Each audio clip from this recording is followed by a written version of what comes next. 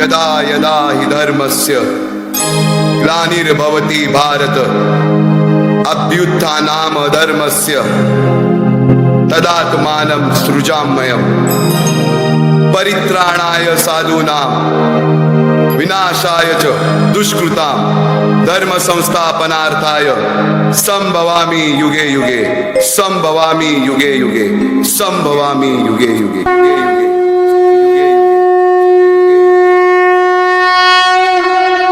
जेव्हा जेव्हा धर्मावर ग्लानी येईल, जेव्हा जेव्हा अधर्म वाढेल, तेव्हा तेव्हा सज्जनांच्या रक्षणासाठी, दुष्टांच्या संहारासाठी, धर्माची स्थापना करण्यासाठी मी युगान युगे जन्म घेईन। अशीच काहीशी परिस्थिती जेव्हा या महाराष्ट्रात निर्माण झाली, 1-2 वर्ष तब्बल 350 वर्ष हा महाराष्ट्र अंधारात होता आणि हाच अंधकार दूर करण्यासाठी एका युगपुरुषाने जन्म घेतला। याच युगपुरुषाच्या पराक्रमाची, सामर्थ्याची आणि स्वराज्य स्थापनेची लहानशी गाथा आपल्या समोर सादर करीत आहे।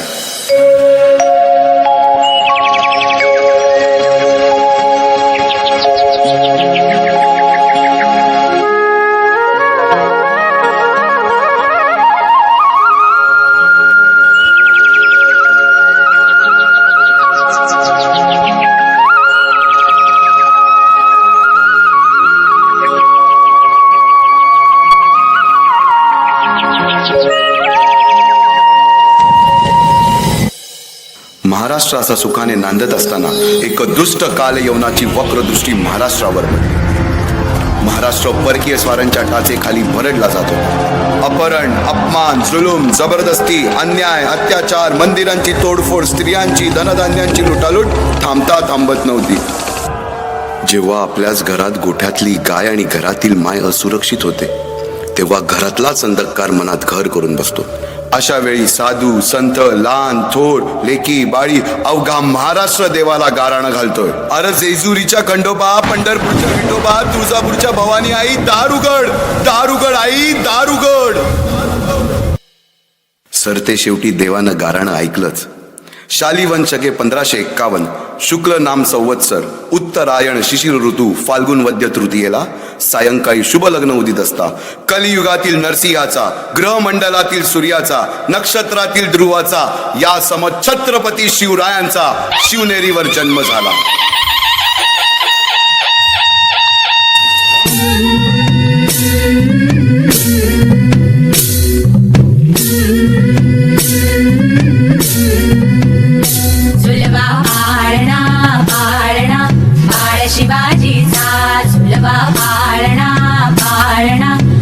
शिवाजीचा चंद्र जसा हा इंद्र शोभतो पुत्र जिजाऊचा, चंद्र जसा हा इंद्र शोभतो पुत्र जिजाऊचा। सुलभा पाळणा पाळणा बाळ शिवाजीचा, सुलभा पाळणा पाळणा बाळ शिवाजीचा। जो जो रे बाळा जो जो रे, जो जो रे बाळा जो जो रे। आज उगवला सूर्य नभी नव्या नवलाईचा, सुलभा पाळणा पाळणा बाळ शिवाजीचा, सुलभा पाळणा पाळणा बाळ शिवाजीचा। बालवयापासूनच शिवबांना माँसाहेब जिजाऊंनी रामायण, महाभारतासारख्या गोष्टी सांगायला सुरुवात केली, ज्यामधून धर्म, अधर्म, सत्य, असत्य, न्याय, अन्याय यातील फरक शिवबांना समजू लागला। तसेच शस्त्रास्त्र व शास्त्र या शिक्षणासाठी शहाजी राजांनी अनेक कर्तबगार माणसे नेमली, जसे की दादोजी कोंडदेव, बाळकृष्ण पंत, रघुनाथ पंत, शामराज पंत अशा अनेक कर्तबगार माणसांच्या नेतृत्वाखाली महाराज बालवयापासूनच घडू लागले।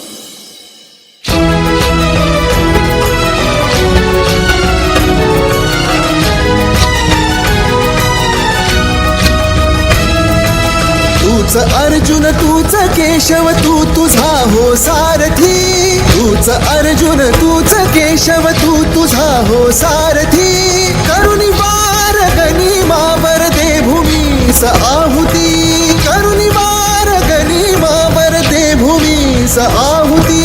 तूच अर्जुन तूच केशव तू तुझा हो सारथी, करुणी वार गनिमावर दे भूमीस एकटे नेतृत्व कधीच साम्राज्य उभे करू शकत नाही.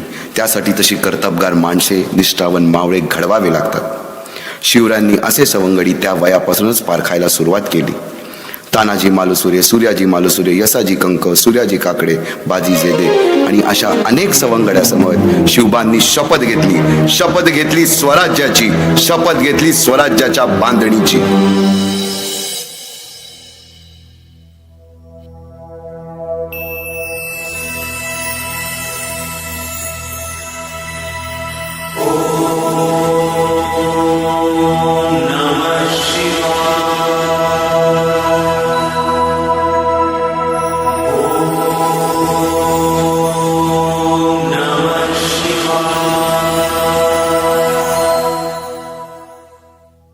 आम्ही मराठे आम्ही मराठे यवनांची पीडा नष्ट करण्यासाठी हिंदवी स्वराज्य स्थापन करीत आहोत. यवनांची पीडा नष्ट करण्यासाठी हिंदवी स्वराज्य स्थापन करीत आहोत. राष्ट्रभावनेने संघटन करून देशावरील परकीयांचे आक्रमण नष्ट करीत आहोत. देशावरील परकीयांचे आक्रमण नष्ट करीत आहोत. स्वकीय व परकीय शत्रूंचे उच्चाटन करण्यासाठी स्वराज्य स्थापन करीत आहोत. यात तू आम्हास यश द्यावे. हे राज्य व्हावे ही तर श्रींची इच्छा. रायरेश्वरासमोर शपथ घेतली आणि स्वराज्याची गोडदोड सुरू झाली. तोरणा किल्ला घेऊन स्वराज्याचे तोरण बांधले. पुढे मुरुंब देवाचा डोंगर, कुवारी गड, सुभान मंगल, कोंढाणा, शिरवळचा किल्ला, पुरंदर आणि 12 मावळ स्वतंत्र झाला. पुढे राजांनी पराक्रमाने जावळी देखील घेतली. परंतु त्यानंतर स्वराज्यावर ओढवले भले मोठे संकट. ते संकट म्हणजे अफजल खान.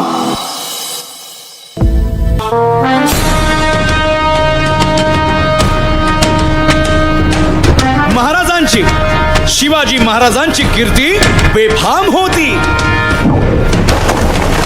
महाराजांची कीर्ती बेफाम, भल्या भल्यांना फुटला घाम. याला कोण घालील यस्सेने, दरबारी पुस्ती बेगम. बडी बेगम म्हणजे अली आदिल शहाची आई बर का.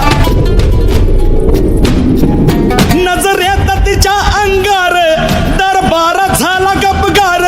कुणी घेईना पुढाकार, साऱ्यांनीच मानली हार.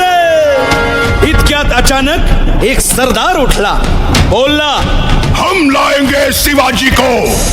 आणि त्यानं विडा उचलला. नावतेच अफजल खाने, या नावतेच अफजल खाने. जिता जागता जणू सहिताने. कान बोलला छाती ठोकून, शिवबाला टाकतो चिरडून. मरहबा, सुभानअल्लाह.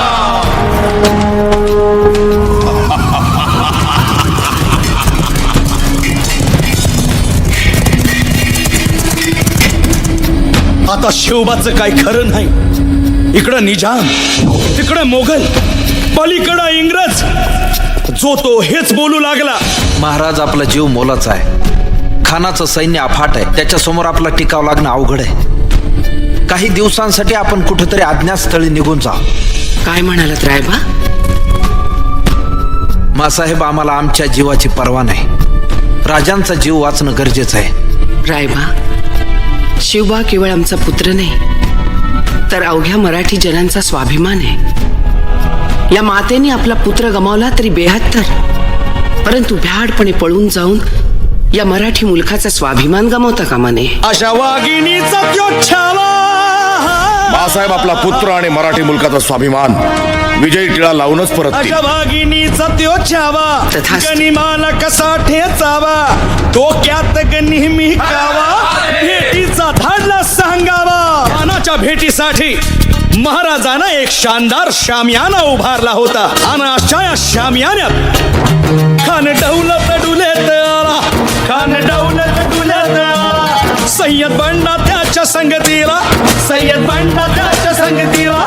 शिवबाच्या संगती महाला. राजाला पाहून खान म्हणतो कसा, आओ आओ शिवाजी, आओ हमारे गले लग जाओ. खानानं राजाला आलिंगन दिलं आणि दगा केला. खान अभिमान मान्याला, खान अभिमान मान्याला. कट्यारीचा वार त्यानं केला, कट्यारीचा वार त्यानं केला. खर खर आवाज झाला.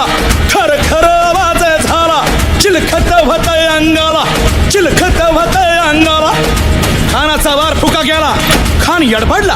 इतक्यात महाराजानं पोटामंदी पिचवा ठेकेला, पोटामंदी पिचवा ठेकेला, वाघ नखाचा मारा केला, वाघ नखाचा मारा केला. टरा टरा फडलं पोटाला, टळा गेला खानाचा कोटळा. भाई रे भाई रे आला जी जी, भाई रे आला जी जी जी.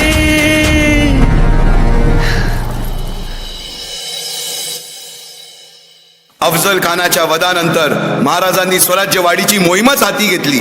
पाहता पाहता पन्हाळ्यापर्यंतचा प्रदेश जिंकून घेतला, कोकणही ताब्यात घेतले. सर्वत्र फक्त विजयच विजय दिसू लागला. हिंदवी स्वराज्य वाढू लागले. अशा या वाढत्या हिंदवी स्वराज्यावरती संकटे येतच होती. पुढे स्वराज्यावर संकट आले ते म्हणजे सिद्धीचे, सिद्धी जोहरचे. सिद्धीने सुमारे 4 महिन्यापेक्षा जास्त पन्हाळ्याला वेढा घातला. या वेड्यातून महाराजांना सुटकेसाठी बाजीप्रभू देशपांडे, शिवा काशीद व अनेक बांधलांनी पराक्रमाची शिकस्त केली. समोर मृत्यू दिसून सुद्धा शिवा काशीद प्रति शिवराय बनून सिद्धीच्या शामियानात जातात. काय म्हणावे त्या धैर्याला. पावनखिंडीत 3000 गनिमांची अवघ्या 300 मावळ्यांना घेऊन गोडकिंद आडून धरली आणि बाजीप्रभूंनी राजांना पुढे जाण्यास सांगितले. काय म्हणावे त्या शौर्याला. राजे लाख मेले तरी चालतील, परंतु लाखांचा पोशिंदा हा जगलाच पाहिजे. जा राजे जा, फक्त एक करा. विशालगडावर पोहोचल्यावर तोफेचे 5 बार द्या. तोपर्यंत हा बाजी या खिंडीतच गनीम रोखून ठेवतो. पुरंदराच्या तहावेळी मुरारबाजींना माझ्या सैन्यात आलमगीर बादशाहकडून मनसब देतो असे आमिष दाखवणाऱ्या त्या दिलेर खानासमोर मुरारबाजी स्वराज्याच्या पायी वाहिलेल्या निष्ठेला आठवून तांडव करतात. काय म्हणावे त्या स्वामी निष्ठेला. पुढे राजांना आग्र्याला जावे लागले. तेथील औरंग्याच्या मगरमिठीतून निष्ठून आल्यावर तहात दिलेल्या किल्ल्यापैकी जेव्हा कोंडाणा घेण्याची वेळ आली तेव्हा स्वतःच्या मुलाचे लग्न बाजूला ठेवून सुभेदार तानाजी मालुसरे पुढे आले. काय म्हणावे त्या त्यागाला. ही मोहीम मॅच फत्ते करणार राजा. आधी लगीन कोंढाण्याचं, मग माझ्या रायबाचं. अशा या स्वराज्याच्या यज्ञकुंडात अनेक महावीरांनी शौर्याची, निष्ठेची, त्यागाची संहिता धारण करून आहुती घेतली. अशा कित्येक महावीरांनी पराक्रमाची पराकाष्ठा करत स्वराज्याचे एक एक दगड, चिऱ्या, पायऱ्या बसवल्या, घडवल्या. एक एक बुरुज बांधला गेला आणि आता वेळ आली त्या बांधलेल्या भक्कम गडावर विजयश्री धारण केलेला भगवा ध्वज चढवण्याची, म्हणजेच आपल्या महाराजांच्या, शिवरायांच्या राज्य अभिषेकाची.